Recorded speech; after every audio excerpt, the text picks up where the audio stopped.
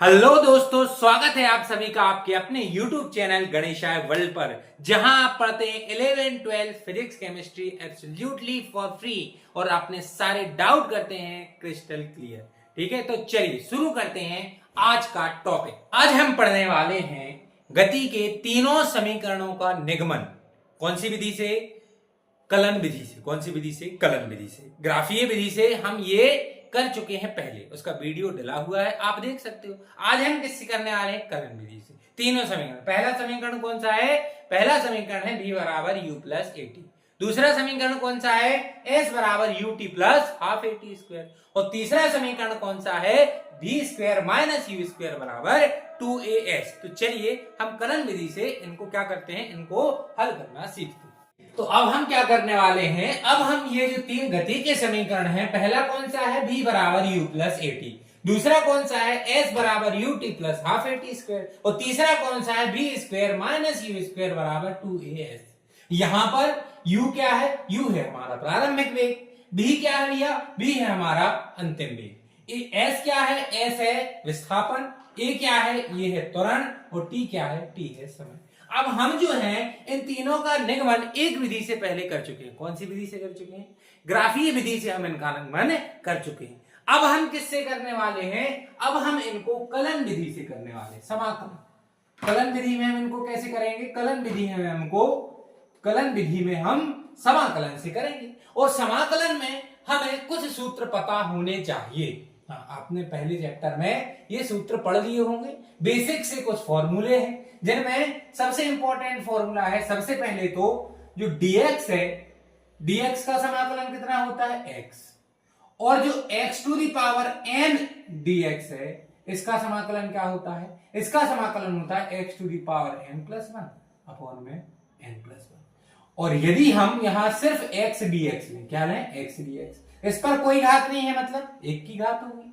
तो यहां x एक प्लस एक की घात बटे में एक प्लस एक, तो ये हो जाएगा s x स्क्वायर बटे में दो। तो x dx का समाकलन क्या होता है?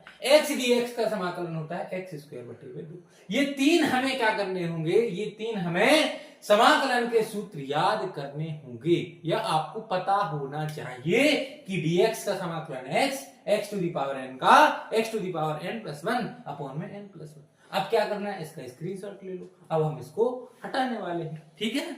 चल, अब हम क्या करने वाले हैं? पहले समीकरण का निगमन करने वाले हैं। तो पहले समीकरण का निगमन कैसे हुआ? देखिए, सबसे पहले हमने क्या किया, मानिए कि यहां पर एक कोई वस्तु है। इस वस्तु को t बराबर जीरो पर, इस वस्तु को कब? t बराबर जीरो। t बराबर जीरो का मतलब क्या होता है? जब यह चलना स्टार्ट हो रही, जब यह चलना स्टार्ट हो रही। मान के चलो आप यहां से अपने किसी रिश्तेदार के घर जाते, तो आप जब घर से निकलना क्या करते हो? घर से निकलना स्टार्ट करते हो, तो वो है t बराबर जीरो। तो t बराबर जीरो पर आपका जो वेग होगा वो क्या होगा? u होगा। आप जब चल रहे हो तो आपका वेग ही क्या कहलाएगा? प्रारंभिक वेग, जब आपने चलना स्टार्ट किया। अब जब आपने कुछ दूरी तय कर ली, आप t समय पर, कितने समय पर? t समय पर, t समय पर वहां पहुंचे, तो वहां पहुंचने पर आपका वेग कौन सा होगा? v होगा।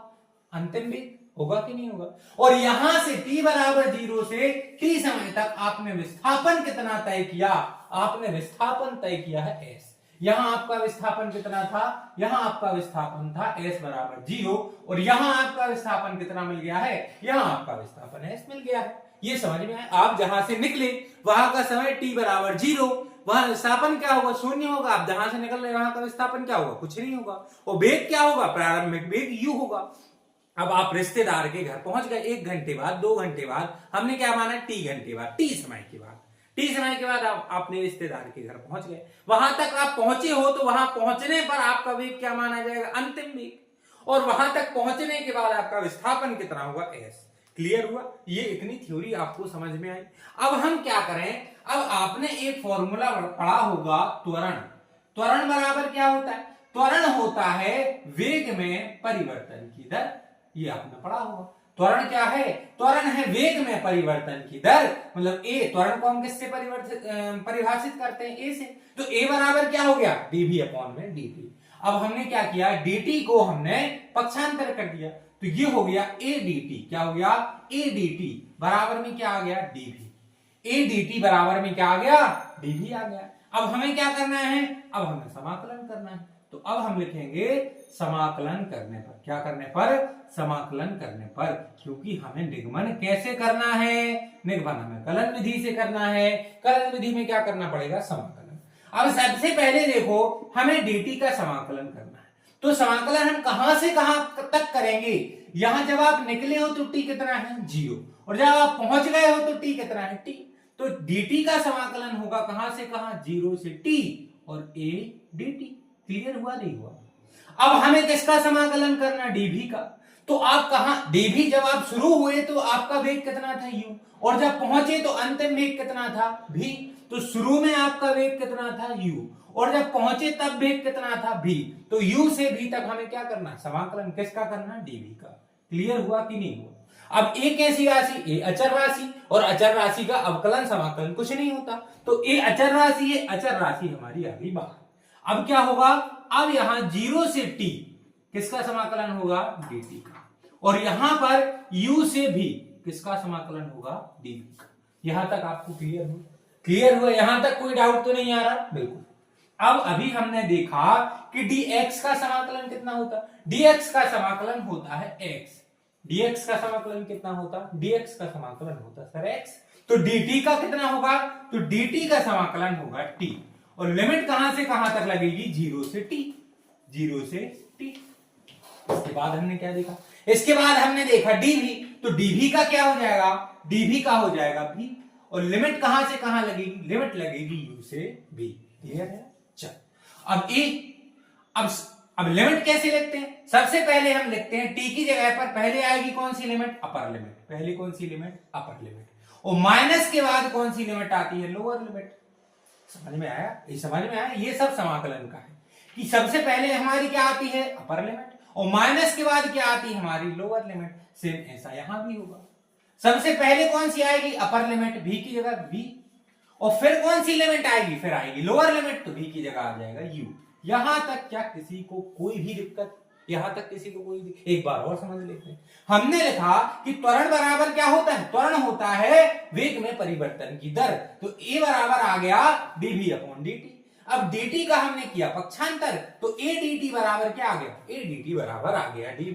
यहां तक कोई दिक्कत नहीं, पक्षांतर तो किया। अब क्योंकि हमें किससे करना है, कलन विधि से, कलन विधि से करना, तो हमें क्या करना होगा समाकलन, तो हमने दोनों पक्षों का क्या कर दिया समाकलन कर दिया। इस पक्ष का समाकलन किया a dt, और t जो है t कहां से कहां तक है, अब जब आप निकल रहे हो तो t 0 से कहां तक है t तक, तो dt का समाकलन कहां से कहां होगा 0 से t। फिर हमने किया dv का समाकलन, v मतलब वेग, तो v कहां से कहां जा रहा है u से v, कहां जा रहा है u से v, प्रारंभिक से अंतिम वेग तक जा रहा है, तो हमने v का समाकलन किया u से v तक। क्लियर है कि नहीं, बिल्कुल। अब क्या होगा, एक ऐसी राशि है, ये तो अचर राशि है, अचर राशि का कभी भी समाकलन कुछ नहीं होता, अचर राशि कभी बदलती। आप 5 है, आप 5 को कुछ और कैसे लिख सकते हो, 5 को तो 5 ही लिखोगे, 5 कभी 6 के बराबर होगा, 5 कभी 8 के बराबर होगा, नहीं होगा। आप x मानते हो, x 2 के बराबर ही होता है, x 2.5 के बराबर, x 8.5 के बराबर, x किसी के बराबर भी होता है। समझ में आया कि नहीं। चल, तो यहां पर dt का सिर्फ क्या होगा समाकलन, कहां से कहां 0 से t। अभी आ गया dv कहां से कहां जाएगा u से v, बिल्कुल। तो a dt का समाकलन क्या हो गया t, क्यों क्यों क्यों हो गया भाई, क्योंकि dx का समाकलन क्या होता है सर, dx का समाकलन होता है x। अभी देखा आपने लिखा भी हो, ठीक है, dx का समाकलन कितना होता है x होता है, तो dt का समाकलन क्या हो गया t, dv का समाकलन क्या हो गया, dv का समाकलन हो गया v। अब t पहले कौन सी limit upper limit minus lower limit, upper limit minus lower limit, यहां सिर्फ क्या बचा at, और यहां क्या बचा v माइनस u। अब हमने कर दिया पक्षांतर, तो यहां पर क्या हो गया, यहां हो गया u बराबर सॉरी, यहां पर हम एक काम करते हैं कि v को इस साइड लेते हैं, v बराबर u प्लस में at। पक्षांतर करने पर हमें क्या मिल गया, v बराबर u प्लस at। यदि आप एक और स्टेप में करना चाहो तो एक और स्टेप में कर सकते हो, कैसे कर सकते हैं, यहां पर at जो करते हैं, यहां माइनस में कौन है u, कैसा है माइनस में, यहां आके आ जाएगा u प्लस में बराबर v। अब इसको थोड़ा सा जमा के लिख लो, तो v बराबर आ जाएगा u प्लस at। क्या यही हमारा गति का पहला समीकरण है, v बराबर u प्लस at। यहाँ क्या यही हमारा गति का पहला समीकरण है? बिल्कुल सर, गति का पहला समीकरण हमने क्या कर दिया, सिद्ध कर दिया। किस विधि से किया है? कलन विधि से। यहां तक आपको क्या कोई दिक्कत है? बिल्कुल कोई दिक्कत हो तो आप कमेंट सेक्शन में लिखो कि सर हमें ये वाला पोर्शन समझ में नहीं आया। 2 से 3 बार में आपको ये बता चुका हूं विस्तार से। क्लियर है? चलिए अब हम देखते हैं गति का दूसरा समीकरण। गति का दूसरा समीकरण क्या देखना है हमें? गति का दूसरा समीकरण ये तो फिक्स है कि जब आप निकले हो t बराबर 0 पर तो प्रारंभिक वेग है u, जब t समय बाद आपका वेग है v, और विस्थापन जहां थे वहां पर s, और जहां पहुंच गए वहां पर, तो जहां पर थे वहां 0 और जब पहुंच गए तो वहां पर s। इतना आपको समझ में आ गया। अब देखो अब क्या होता है, अब हम जानते हैं, हम एक और चीज जानते हैं। नहीं जानते सर? अरे जानते हो भाई, कैसे नहीं जानते, बिल्कुल जानते हो। क्या जानते हैं हम जानते हैं कि जो वेग भी है, वेग भी क्या होता है? तो वेग भी होता है विस्थापन में परिवर्तन। विस्थापन कितना? ds, और परिवर्तन कितना? dt। वेग क्या होता है? वेग होता है विस्थापन में परिवर्तन। वेग क्या होता है? वेग होता है विस्थापन में परिवर्तन। क्लियर हुआ? चल अब हम क्या करें, फिर से dt का क्या कर दें, dt को हमने फिर से यहां से यहां उठाकर लेकर आए, तो यहां हो गया v dt। क्या हो गया भैया? v dt बराबर में क्या आ गया? ds। v dt बराबर में क्या आ गया? ds। अब देखो गति के प्रथम समीकरण से, कहां से? गति के प्रथम समीकरण से, गति के प्रथम समीकरण से। अब देखो क्योंकि यहां पर भी है, यहां dt है, v का dt के सापेक्ष तो कभी समाकलन हो नहीं सकता। यहां हमें क्या लाना है? t, क्योंकि dt के सापेक्ष किसका समाकलन होगा? t का। तो गति का पहला समीकरण v बराबर u प्लस at, तो v की जगह हम क्या लिख लेंगे? v की जगह हम लिख लेंगे u प्लस at, और यहां अपना dt जो है वो है ज्यों कहते हो, यहाँ ds भी ज्यों कहते हो। अब क्या करेंगे? अब भाई हम कलन विधि से कर रहे हैं, तो अब हम लिखेंगे समाकलन करने पर। क्या करने पर? समाकलन करने पर। कर दो भाई समाकलन।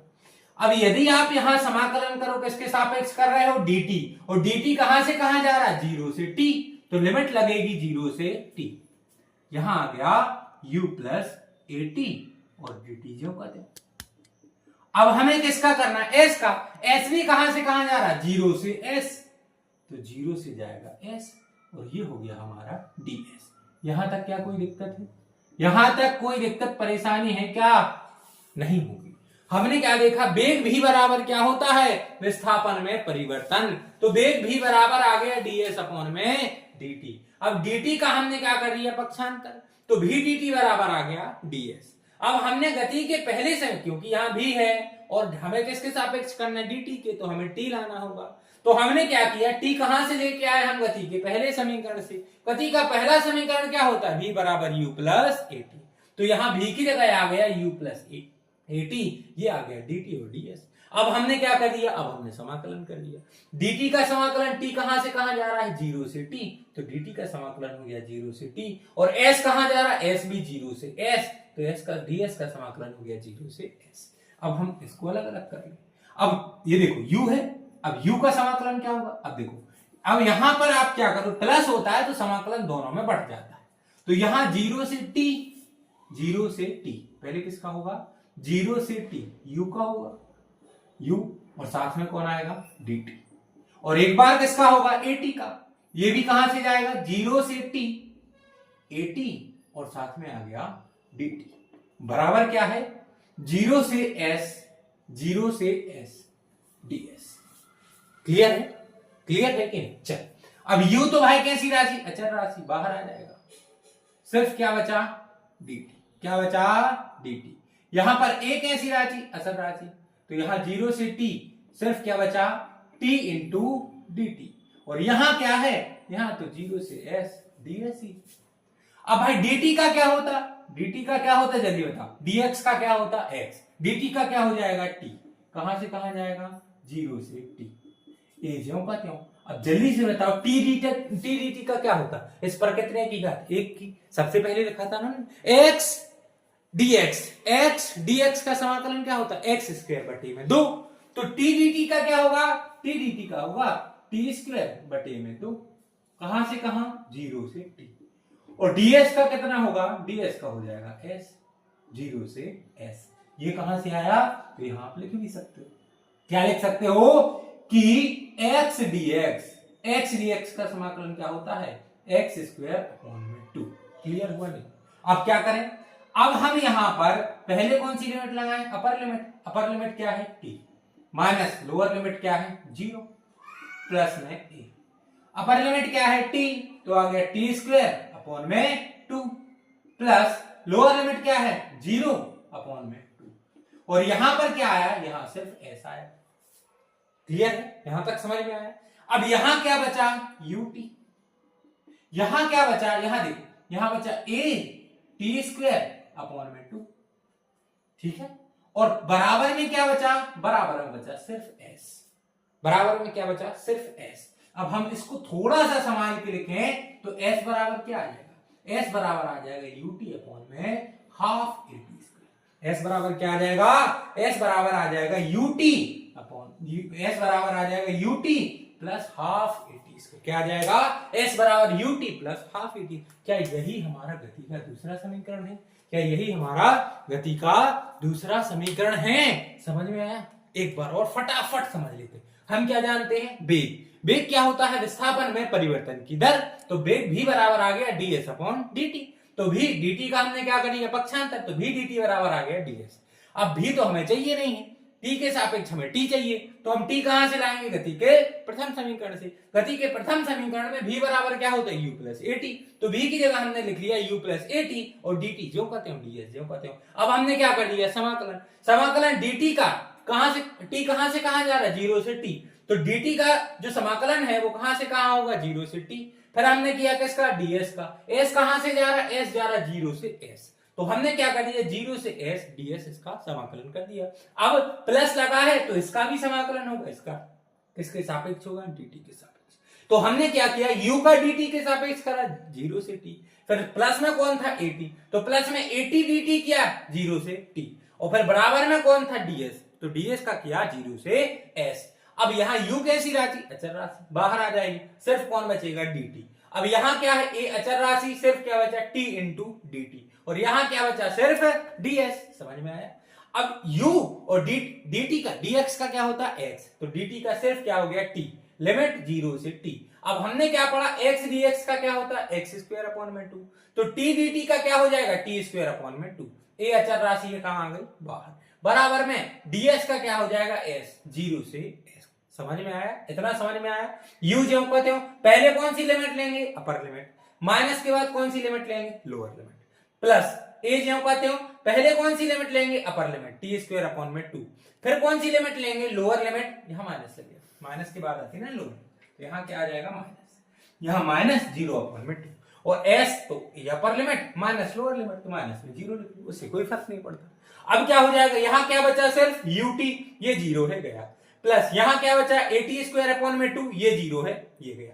बराबर में क्या आ गया, s। इसको हमने थोड़ा सा अच्छा करके लिख लिया, तो s बराबर आ गया ut plus half at square. और ये क्या हो गया, ये हो गया आपका गति के दूसरे समीकरण का निर्माण।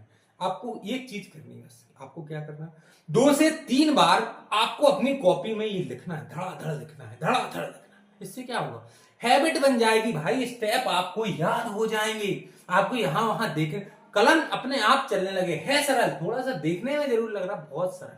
आप करके देख लीजिए, जितनी प्रैक्टिस करोगे उतना अच्छे से बनेगा। ठीक है, अब हम देखते हैं गति का तीसरा समीकरण। चलिए, अब हम क्या करते हैं, दूसरा समीकरण हमारा हो गया, 2 हो गए। अब हम देखते हैं गति का तीसरा समीकरण। क्या देखते हैं, गति का तीसरा समीकरण। गति के तीसरे समीकरण में हम फिर से एक चीज देखते हैं। गति के तीसरे समीकरण में हम फिर से जानते हैं, क्या जानते हैं, अभी तो जाना था, अभी क्या जाना था, हम जानते हैं, हम क्या जानते हैं, हम जानते हैं कि त्वरण ए बराबर क्या होता है, वेग में परिवर्तन की दर। त्वरण ए बराबर क्या होता है, वेग में परिवर्तन की दर। अब इसको हम यदि डायरेक्ट सॉल्व कर देंगे तो हमें तो भैया पहला मिल जाएगा, लेकिन हमें करना कौन सा है, तीसरा। तो इसके लिए आपको एक जुगाड़ लगानी पड़ेगी। क्या जुगाड़ लगानी पड़ेगी, हमें ds का गुणा तथा भाग करना होगा। हमें ds का गुणा तथा भाग करना होगा, हमें ds का गुणा तथा भाग करना होगा। कैसे करना होगा, क्यों करना होगा, देखिए a बराबर dv अपॉन में आ गया dt और हमने कर दिया ds का गुणा ds का भाग। अच्छा आप मुझे एक बात बताओ, क्या ds का गुणा ds का भाग करने से इस इक्वेशन पर कोई फर्क पड़ेगा? नहीं पड़ेगा, ये तो कट जाएंगे और वापस हमें dv अपॉन dt मिल जाएगा। लेकिन ये ना करने से कुछ नहीं होगा, करने से हमें तीसरा समीकरण मिल जाएगा। कैसे, अब देखो a बराबर हम dv अपॉन में ds लिख लें, इनटू में ds अपॉन में dt लिख लें। ऐसा हम कर सकते हैं क्या? ये देखो ds को हमने यहां लिख लिया, dt को यहां लिख लिया, कुछ नहीं किया। इससे क्या हुआ, इससे सर ये हो गया कि ds अपॉन dt क्या होता है, अभी देखा हमने, विस्थापन में परिवर्तन की दर क्या कहलाती है, वेग। विस्थापन में परिवर्तन की दर क्या कहलाती है, वेग। और ये हमारा जो dv अपॉन में ds था, इससे हमें कोई लेना देना नहीं, ये हमने जो कहते हुए लिख लिया। यहां तक कोई समस्या, यहां तक तो कोई समस्या नहीं होनी चाहिए। हमने सिंपल त्वरण का सूत्र लगाया, dv अपॉन dt, दोनों पक्षों में ds से गुणा किया, ds से भाग किया, फिर dv अपॉन में ds लिखा, ds अपॉन में dt। अब जो विस्थापन में परिवर्तन की दर है वो वेग कहलाती है, और ds अपॉन ये जो। क्लियर है? चलो अब हम ds का क्या करते हैं, पक्षांतर। यदि हम ds का पक्षांतर करेंगे तो हमें देखने को मिलेगा ads। क्या देखने को मिलेगा, ads बराबर में हमें क्या मिलेगा, vdv। बराबर में हमें क्या मिलेगा, vdv। अब क्या करेंगे, अब कलन विधि से कर रहे हैं तो फटाफट समाकलन कर देंगे। क्या कर देंगे, समाकलन कर देंगे। अब हम करते हैं समाकलन। समाकलन करने पर पहला हमें समाकलन किसके सापेक्ष करना है, ds। s कहां से कहां जा रहा है, 0 से s, तो s का समाकलन 0 से s a ds। दूसरा क्या है, किसके सापेक्ष करना, v, तो v कहां से कहां जा रहा है, u से v। कहां से कहां जाएगा, u से लेकर v तक, ये आ गया v इंटू में dv। ठीक है ना। चल एक ऐसी राशि अचर बाहर आ गई, ये आ गया 0 से s ds, और यहां तो भाई v तो है नहीं अचर, तो v dv क्या तो पूरा होगा। v dv का कितना होगा, जल्दी से बताओ। यहां आप जानते हो कि x dx का कितना होता, x dx का होता सर x स्क्वायर अपॉन में 2। कितना होता है, x स्क्वायर अपॉन में 2। तो v dv का कितना हो जाएगा, चल पहले तो ds का कर लो, ds का कितना हो जाएगा, ds का हो जाएगा s लिमिट 0 से s, और v dv का क्या हो जाएगा, v dv का हो जाएगा v स्क्वायर अपॉन में 2।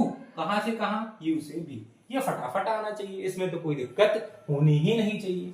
तो यहां s upper limit s minus lower limit 0। अब यहां देखो, पहले अपर लिमिट लगाएंगे तो v स्क्वायर अपॉन में 2, माइनस फिर लोअर लिमिट लगाएंगे u स्क्वायर अपॉन में 2। क्लियर है, यहां तक समझ में आया, ठीक। चल अब क्या करें, यहां तो as बचा सर, यहां क्या बचा, दो एलसीएम, दो क्या आ गए एलसीएम, ऊपर क्या बचा, v स्क्वायर माइनस में u स्क्वायर। क्या बचा, v स्क्वायर माइनस में u स्क्वायर। अब कुछ नहीं करना, सिर्फ 2 का क्या करना, पक्षांतर। तो 2as बराबर क्या आ जाएगा, v स्क्वायर माइनस में u स्क्वायर। 2as बराबर क्या आ जाएगा, v स्क्वायर माइनस में u स्क्वायर। और क्या यही आपका गति का तीसरा समीकरण है, क्या यही आपका गति का तीसरा समीकरण है, बिल्कुल सर यही हमारा गति का तीसरा समीकरण है, v square minus u square बराबर 2as। तो हमने क्या किया आज, हमने आज कलन विधि से गति के तीनों समीकरणों को हल किया है। क्या किया, कलन विधि से बहुत आसानी से हमने क्या किया, तीनों समीकरण को हल किया है। आप 2 से 3 बार प्रत्येक जो समीकरण है उसको हल करना, 2 से 3 बार कॉपी पेन उठाओ और बिल्कुल लिखने लग जाओ। गारंटी है 2 से 3 बार जैसे ही आप उसको करोगे सब बिल्कुल बनने लगेगा, पेन अपने आप, हाथ अपने आप चलने लगेगा कि हाँ सर ये हमसे बन गया। क्लियर है, समझ में आया। यदि जो समझ में नहीं आया हो तो आपको पता है क्या करना है, आपको एक सिंपल सा कमेंट करना कि सर हमें ये समझ में नहीं आया, हम वो आपको समझा दें। क्लियर है, चलो यहां तक बने रहने के लिए बहुत बहुत धन्यवाद, और फिर मिलते हैं अगली क्लास में एक शानदार से टॉपिक के साथ। आपका बहुत बहुत धन्यवाद। जो भी रहेगा